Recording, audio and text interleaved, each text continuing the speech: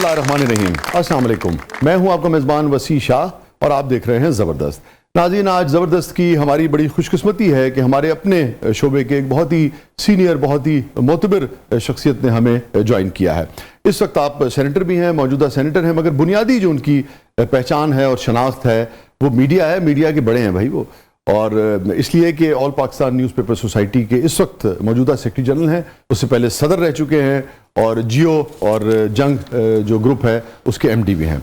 हमारे साथ मौजूद होंगे आज वन एंड ओनली मोहतरम सरमद अली साहब।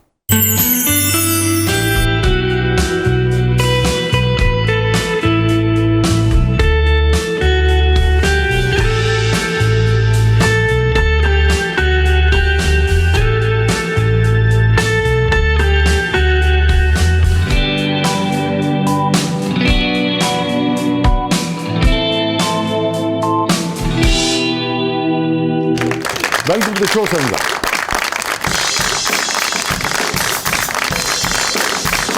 Assalamu alaikum. Thank you for coming, sir. Please तशरीफ रखिए।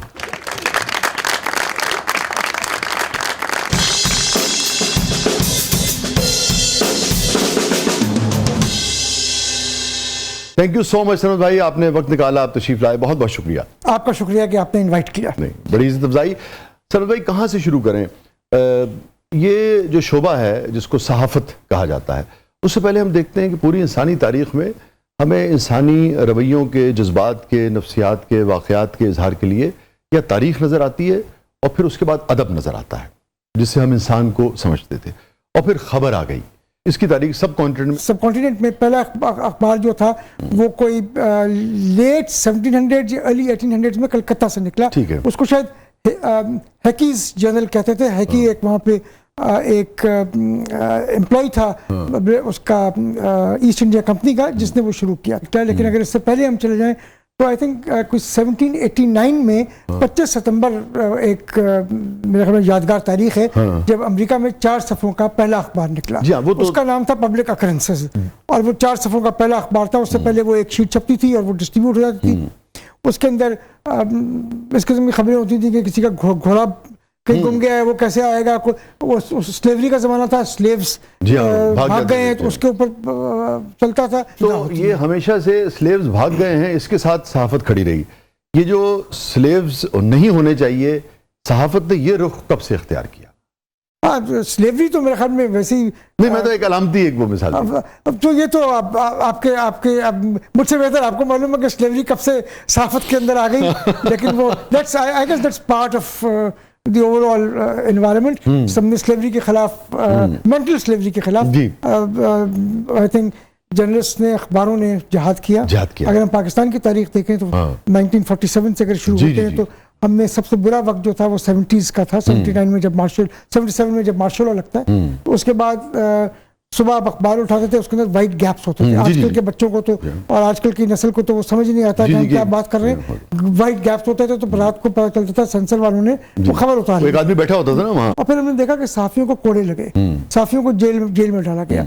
अगर हम ये कहें कि अखबार की हद तक तो जर्नलिस्ट ने और मीडिया पर्सन्स ने जो आज़ादी थी वो एक्चुअली छीन कर ली। उसके लिए जदोजहद की, वो उनको सिल्वर प्लेटर पर रख के और जदोजहद करने के बाद जो आज कदरे हम आज़ादी की बात करते हैं, और हम आर्टिकल 19 और 19A की बड़ी खुशी से बात कर रहे होते हैं और कहते हैं कि हम ये हमारे प्रिंसिपल्स हैं, तो हम ये भूल जाते हैं कि प्रिंसिपल्स हमने अचीव किस तरीके से किया, उसका स्ट्रगल कितना बड़ा था। ठीक है। हमें बेशतर अपनी सब कॉन्टिनेंट की तारीख में जो सहाफत रही, उसमें सहाफ़ी जो है वो pro public, pro people, pro अवाम जो है वो नज़र आता है बेशतर जो है। ये pro institutions, pro political parties, ये कब से शुरू हुआ? देखिए, प्रो पॉलिटिकल पार्टीज तो ऑफ एंड ऑन रहा।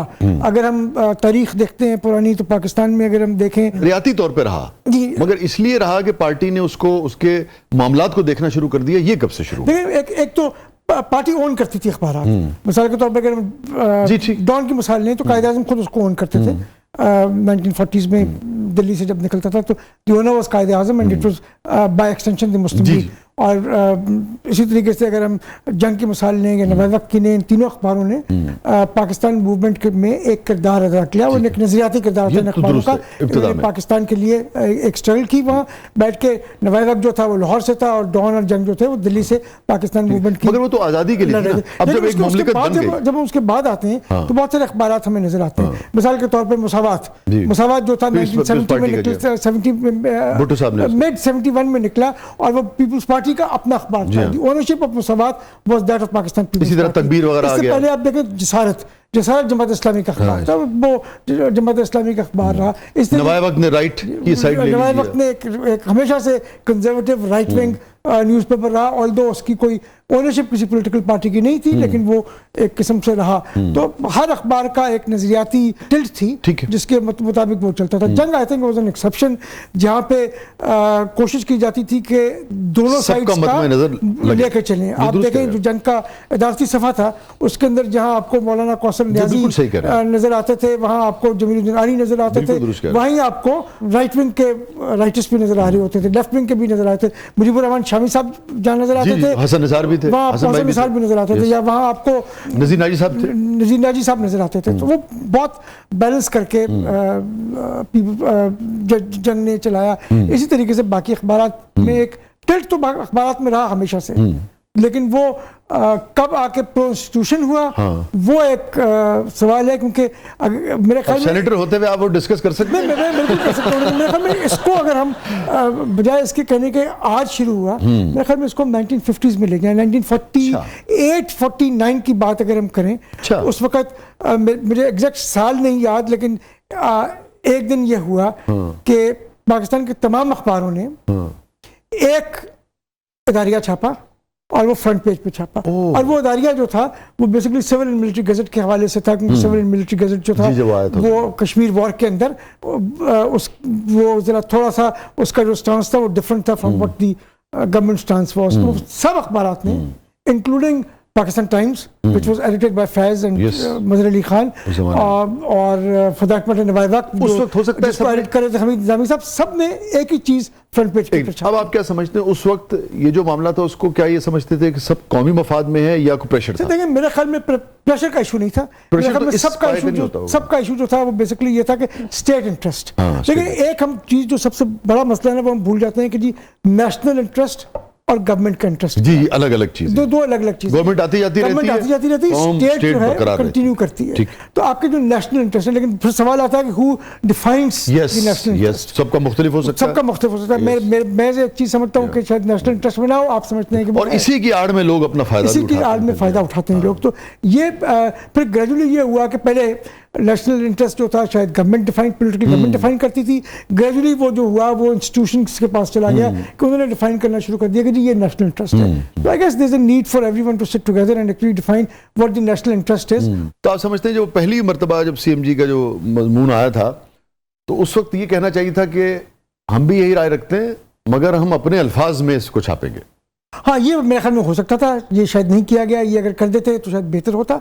लेकिन I think over the years चीज़ें जो हैं वो इंस्टीट्यूशनलाइज हो गई हैं, स्टेट के इंटरेस्ट ज़्यादा हमें नज़र आने लग गए हैं, तो वो चीज़ें फैक्टर्स चल रहे हैं। और फिर बदकिस्मती से हुआ ये कि जो एक मिलिट्री की इंटरवेंशन हुई मुख्तलिफ औकात में, अयूब खान साहब के ज़माने में, फिर ज़हुर हक के ज़माने में और फिर परवेज़ मुशर्रफ साहब के ज़माने में, तो उसने बहुत हद तक चीज़ों को में मसाइल क्रिएट कर दिए। अभी जो बात हो रही थी ये बात दुरुस्त है कि ज़िया साहब के दौर में जो हुआ, अयूब साहब के दौर में जो हुआ, हमने सब तारीख पढ़ी, कुछ देखी भी है। अच्छा, मुशर्रफ साहब का प्रेशर होता होगा, मैं आपसे पूछना चाह रहा हूँ कि प्रेशर होता होगा जैसे प्रेशर तो सरमाएदार का भी होता है, इश्तिहार रोक लूंगा, ये किया वो क्या किया, वो होता होगा। मगर ये जो आज़ादी देने से ये जो बात आती है कि मुशर्रफ साहब ने चैनल्स वगैरह के हवाले से, इनके लाइसेंसेस के हवाले से और खोला चीज़ों को, क्या ये उस वक्त दुनिया का प्रेशर था, ये इनएविटेबल था, या आप समझते हैं कि इसका क्रेडिट मुशर्रफ साहब को जाता है? मेरे ख्याल में क्रेडिट भी जाता है, लेकिन इनएविटेबल भी था, इवेंचुअली होना था। हो नहीं था, क्योंकि भारत में तो हो गया था। आप ये नहीं कर सकते थे कि एक मुल्क जो है दुनिया में वो वाहिद मुल्क रह गया या सिर्फ सरकारी टेलीविजन है और कुछ नहीं है, तो वो इवेंचुअली तो होना था। मुशर्रफ साहब के ज़माने में सिर्फ मेरे ख्याल में ये हुआ कि थोड़ा सा उन्होंने उसको उन्होंने दीवार खड़ी नहीं की, दीवार खड़ी नहीं की, ठीक है, कोशिश नहीं की कि इसमें हर्डल्स क्रिएट करें। कि जो शुरू का मॉडल हम देखते हैं, मैं एक तालिब इल्म की हैसियत से, एक अदब के, सहाफ़त के, तारीख़ के देखता हूँ, तो मुझे मॉडल बहुत अच्छा लगता है। अच्छा, इसलिए अच्छा लगता है, जो स्ट्रेटेजी थी कि एक ऐसे मुल्क में जहाँ पे स्कूल्स नहीं है, वसाइल की कमी है, और ये जो इडियट बॉक्स कहलाता है, अगर ये हर घर में जा रहा है और इसके ज़रिए आप बुनियादी शऊर जो है वो पैदा करने में, बढ़ाने में कामयाब हो जाएं, तो जिस तक बहुत अच्छी तालीम मैसर नहीं भी, उसको भी कुछ ना कुछ ज़िंदगी के आदाब, ये वो सिविक सेंस, बहुत कुछ आप सिखा सकते हैं, बता सकते हैं। तो आइडिया ये था कि फूड का अलग होगा, अदब का अलग होगा, बच्चों का अलग होगा, ड्रामों का अलग होगा, हर चीज़ का अलग अलग होगा, और लोग अपने अपने मेलान के मुताबिक उसको देखा करेंगे। मगर हुआ क्या कि सब ने उसके अंदर न्यूज़ जो है उसको घुसेड़ दिया। सो बाकी जितनी भी ज़िंदगी के शोबे थे वो सारे के सारे पीछे रह गए, उनके लिए कोई चैनल आपको नज़र नहीं आता। इसको आप कैसे देखते हैं, और इसको रेगुलेट करने के हवाले से क्यों हमारे सीनियर जो जर्नलिस्ट थे, जो तंजीमें थी, उन्होंने काम नहीं किया कि नहीं भाई इसको रेगुलेट करें, उसका जो असल फ़ायदा है वो लोगों को पहुंचे। सब के सब न्यूज़ दिखाएंगे तो ज़िंदगी के बाकी शोबों का क्या होगा? शायद मार्केट इतनी बड़ी थी नहीं कि मुख्तलिफ जॉनरा के चैनल्स आ सकें। शुरू में कोशिश की गई रिलीजियस चैनल्स की, कोशिश की गई बच्चों के चैनल्स की, कोशिश की गई म्यूज़िक की गई। अगर आपको याद हो MTV पाकिस्तान आया था, वो इंडस म्यूजिक पहले आया, बच्चों का भी एक आया उसके था, बाद फूड का आया था, बच्चों का भी चैनल आया, लेकिन वो ग्रेजुअली शायद खत्म हो गए। अभी भी चैनल्स हैं, जैसे कार्टून नेटवर्क पाकिस्तान में आता है, वो चलता है, लेकिन वो ग्रेजुअली जो चैनल्स थे वो खत्म हो गए। और इस वक्त आपको लगता है कि जो प्रीडोमिनेटली 3 जॉनरा हैं, एक आपका न्यूज़ जॉनरा है, और फिर एंटरटेनमेंट जॉनरा है, जनरल एंटरटेनमेंट जॉनरा है बहुत बड़ा आपका, और उसके बाद स्पोर्ट्स एक जॉनरा है जो आपको नजर आता है। बाकी आपको बेसिकली कुछ सच नहीं मिलता।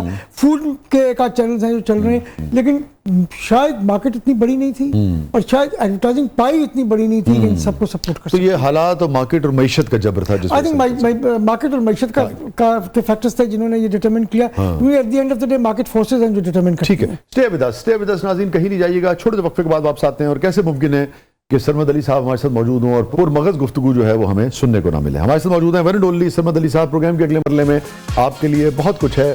आप देख रहे हैं ज़बरदस्त।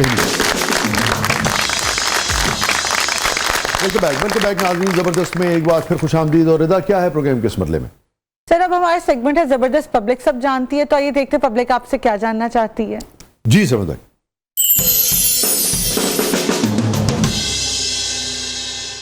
सरना साहब, आपसे एक सवाल पूछना था। ये हमेशा हम सुनते आए हैं कि सहाफ़ी जो से हैं उनका पान सिगरेट के बगैर गुजारा नहीं है। जदीद दौर में इसमें कोई कमी बेशी हुई है या आज भी पान सिगरेट से काम चल रहा है? इस बारे में बता दीजिए। पान सिगरेट तो मेरे ख्याल में सेहत के लिए बहुत बुरा है, तो मेरे ख्याल में पान और सिगरेट दोनों से परहेज करना चाहिए। लेकिन हाँ, जो हमारे जर्नलिस्ट थे एक ज़माने में, वो सिगरेट से शौक करते थे, पान भी खाते थे। मुझे याद है एक हमारे उस्ताद थे, वो उन्होंने पान की आदत मुझे लगाई थी, लेकिन फिर ग्रेजुएशन खत्म हो गया तो वो हर वक्त पान उनको चाहिए होता था। उनकी सारी लगाई भी आदतें छोड़ दी आपने, सिर्फ पान छोड़ा।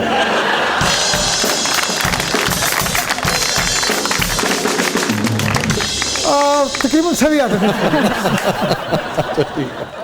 तो वो मेरे ख्याल में सिगरेट और पान दोनों सेहत के लिए बुरे हैं। उनसे जितना आदमी परहेज करे बेहतर है। पान कभी कभी ओकेजनली खा लेना चाहिए, ठीक है। सिगरेट से परहेज करें तो ज़्यादा बेहतर है, ज़्यादा बेहतर है। ठीक है जी सरमद साहब, हम जानना चाहते हैं कि आपका मौसीकी का ज़ौक़ कैसा है, और कोई गाना अगर आप गुनगुना के सुना दें।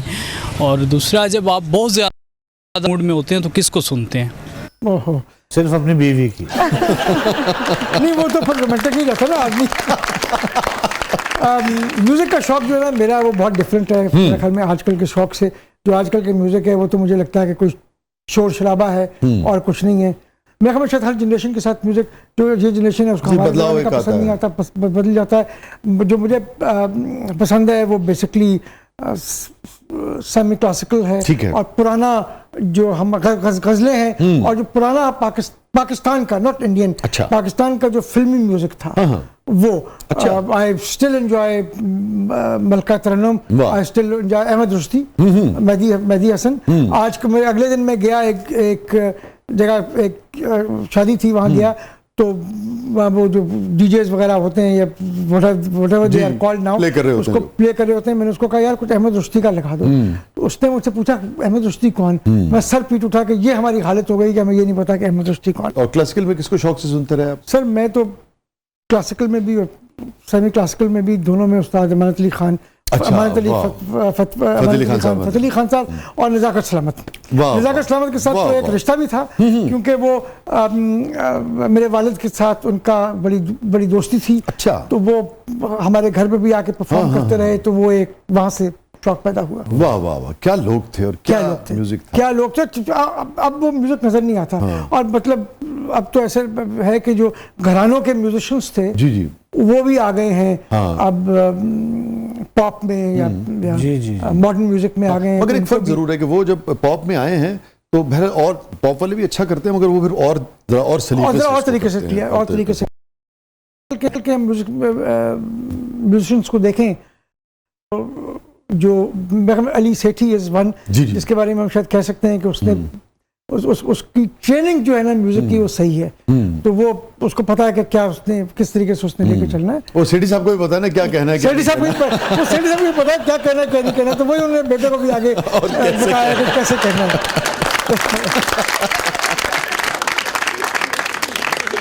वैसे कुछ सुनाई दे। गाना तो मेरी आवाज़ इतनी बुरी है कि मैं सुनाऊंगा तो आप लोग कहेंगे कि ये वो कहते हैं ना फटा हुआ ढोल वाली आवाज़ है, तो बेहतर है कि वो ना सुने तो बेहतर है। आपके कानों के लिए चलिए थोड़ा सा गुनगुनाई दें। क्या गुनगुनाऊंगा, मुझे बेहतर है ना सुनो बेटा। आपने अमानत अली खान साहब का जिक्र किया तो ये आरजू थी तुझे? हाँ, गुल के रूबरू करते या अपना नहीं, तहतुल लफ्ज में नहीं हुजूर। आई थिंक इंशा जी उठो जो है ना, चलिए। वो तो मैं समझता हूँ कि उससे खूबसूरत एक तो इंशा जी का लिखा हुआ, जी। और फिर जिस and you know also remember that was the last जी जी जी, थिंग दैट अमानत अली खान अमानत खान साहब साहब ने हाँ perform, and he died a little जी हाँ, उसके बाद टाइम लेटर। हाँ। तो उससे वो एक ज्यादा और ज्यादा उसमें वो आ उसकी, गई। मुझे आज तक याद है, आई थिंक 74 की बात है, हनीफ रामा साहब चीफ मिनिस्टर थे। तो वो यहाँ पे ओपन एयर थिएटर जो लॉरेंस गार्डन्स में जी। है, उस बाग जना में उधर एक पंजाब म्यूजिकल कॉन्फ्रेंस या पंजाब म्यूजिकल फेस्टिवल हो रहा था। वहाँ असद अमानत अली, वो अमानत अली खान की डेथ हो जी। चुकी थी, तो असद अमानत अली ने परफॉर्म किया उनके बेटे। And everyone started crying there. Oh, so वो ऐसा खूबसूरत तरीके से, और असद भी उसको उसी तरीके से गाते हाँ, रहे बिल्कुल वालिद जिस तरीके की से तरह, हाँ। वालिद साहब ने गाया। उनका टोन भी बिल्कुल टोन भी बिल्कुल वालिद साहब की तरह की थी। और असद भी बहुत जल्दी, असद भी बहुत जल्दी चले गए, वो भी बहुत जल्दी चले गए। इंशा जी उठो, ट्रेजिक, इंशा जी कूच उठो, करो। कूच करो, कूच कर गए, इस दोनों शहर कूच में, कर गए, दोनों कूच, इस इंशा शहर जी भी में। कूच कर गए और ये भी कूच कर जी गए। इस हाँ। शहर में दिल को लगाना क्या है। पाकिस्तान में इतनी सियासी अफरा तफरी रहती है कि बेगम की बात सुनने का भी टाइम नहीं मिलता कि इतनी देर में 4 ब्रेकिंग न्यूज़ निकल जाएं। क्या इस वजह से आपके खिलाफ घर में हड़ताल हुई कभी? वो मूड खराब हो जाता है, बस ये पता है। उसको हड़ताल कह रहे हैं या जो मर्जी कह रहे हैं, नहीं भाई, हड़ताल कुछ भी नहीं है उसके आगे। हड़ताल कुछ भी नहीं, मूड की बात के आगे।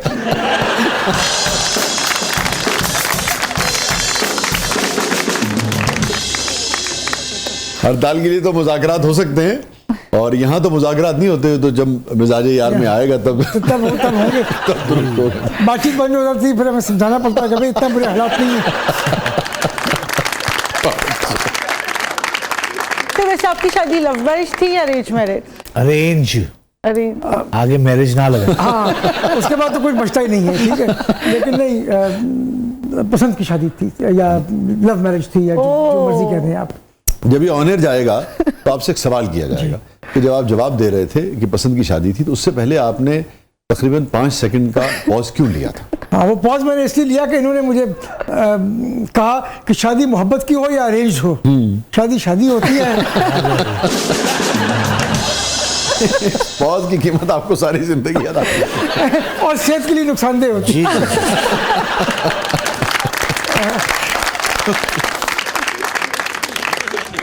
जी, सरमद साहब, सुना है कि बड़े बड़े सहाफ़ी और दानश्वर जो जाबिर हुक्मरानों के सामने कलमा हक कहते हैं और जेल जाने से नहीं डरते, लेकिन बेगम के सामने थर थर कांपते हैं। यार पता नहीं मैं इसके ऊपर क्या कहूँ, मैं कह नहीं सकता, मैंने उन साफियों से बात नहीं की, पूछा नहीं। मैं एक चीज ये कह सकता हूँ कि बहुत सारे जाबिर और जालिम हुक्मरान जो हैं वो भी बेगम के सामने डर जाते हैं। तो उनके सामने बोलने वालों को छोड़ दो। हमारे मुल्क के जो सबसे मेरे ख्याल में बड़े डिक्टेटर थे, उनके बारे में भी कहा जाता था कि वो अपनी बेगम से बहुत डरते थे। पीछे क्या रह गया? मुल्क को उन्होंने डराया हुआ था, हर तरफ अपना बरसात की हुई थी, जुल्म की, लेकिन बेगम के जुल्म के आगे वो भी मजबूर हो जाते थे।